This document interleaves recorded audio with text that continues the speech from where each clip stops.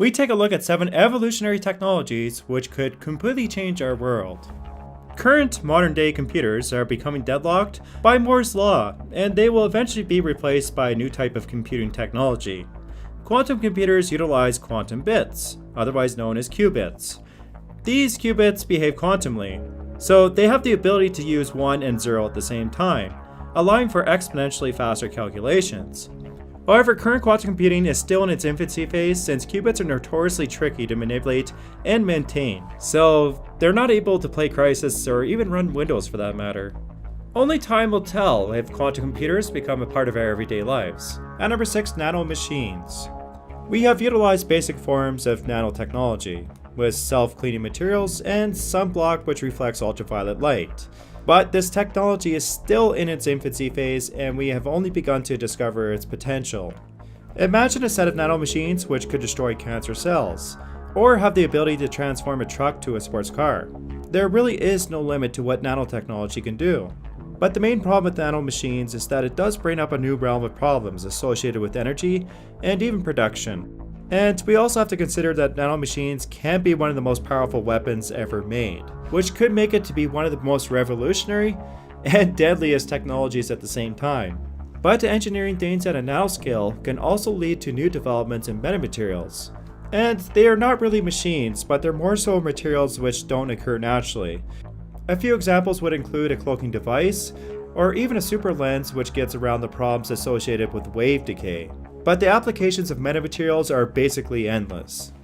Ultimately, if we can figure out how to build and mass produce things at a nanoscale, it will completely change our world. At number 5, ultracapacitors.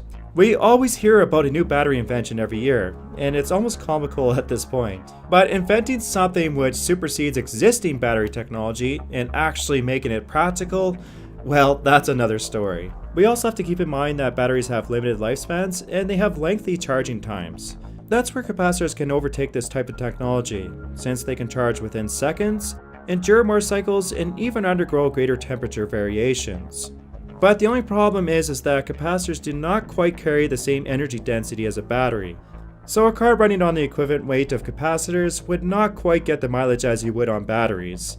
That is quickly changing though, and research is being done with graphene and metal carbides to make a better capacitor, which has greater energy density. Combined with getting the cost of capacitors down, then we could ultimately see the capacitor replace the battery. The question is how long is that really going to take? At number 4, limited AI. I'm going to re-emphasize the word limited because this type of AI system is already in place and it's rapidly changing things. From driving vehicles to performing surveillance, it has no doubt proved that it can outperform humans in certain tasks, and it has limitless potential. So what about a fully conscious AI, and why am I not mentioning that?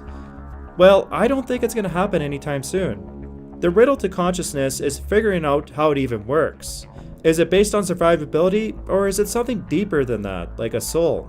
There is no universal agreement on what life even is. So humanity can progress another 100, even 1,000 years into the future, and there still may not be an answer to this problem. But at some point, maybe not in our lives, but sometime in the future, it may become very difficult to tell the difference between a human and a limited AI system portraying a human. At number 3, VR immersion.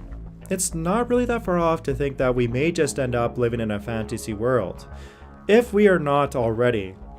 Total VR immersion would obviously be able to stimulate all 5 senses, and therefore we wouldn't be able to tell the difference between real life and the VR world.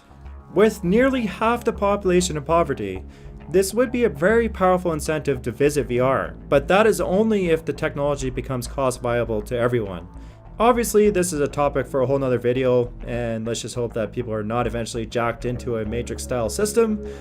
But if we take it one step further, augmented reality, which superimposes images and information on the real world, may be the key to power. And it might give one person an information advantage over anyone who does not have access to the technology. Obviously, this would create more of a disparity in society, and it just shows once again that technology can be both a benefit and a detriment to our everyday lives. At number 2, room temperature superconductors.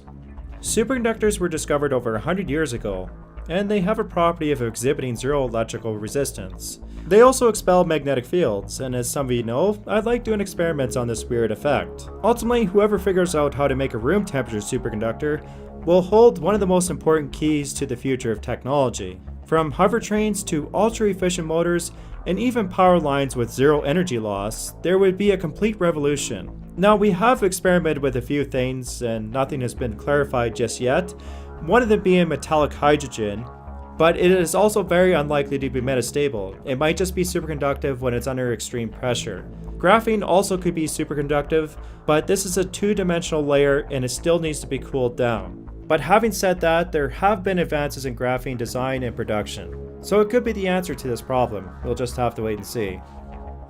That's number 1, fusion power. Well, let's be honest here, we always hear about how fusion power is just around the corner. But this time around, I think there are some real breakthroughs. From MIT to the ITER and even the tokamak reactor, there are multiple projects around the world which are using different approaches to a stable reaction. There's even the Lockheed Compact Fusion Reactor project, which is intended to be a mobile 100 megawatt unit. Not much more information has been cleared lately. MIT has also made the extreme claim that they will produce stable fusion power as soon as 2025. But maybe fusion power is not the answer to our energy needs. It might come from an outsider, which is pretty much ignored by mainstream science. One example of this is the Brilliant Light Power Sun Cell Reactor. To sum this up, it's basically a reaction which forces hydrogen atoms to go to a lower than ground state and exhibit enormous amounts of energy. Now, yes, I know, this is technically impossible, but it's kind of neat to see working prototypes actually produce a reaction. Ultimately, whether it comes from fusion or some other source, it is much needed, and it will help advance our civilization into the future. So once again, thanks for watching, please like the video if you enjoyed it, and make sure to subscribe to my channel.